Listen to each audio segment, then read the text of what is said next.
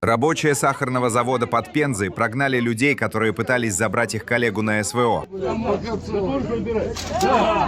что ты сейчас не уедешь? Не оставили вы. Мусор должен подходить. Кто такой?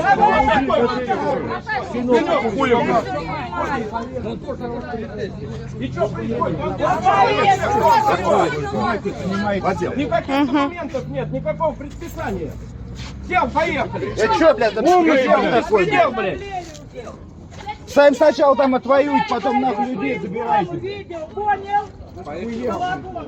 Люди с работы выходят, их забирают. Давай. Чего ты опять высматриваешь? Щень, ебать. Ничего, ехай. Спасибо, что разрешили. Вот и пожалуйста.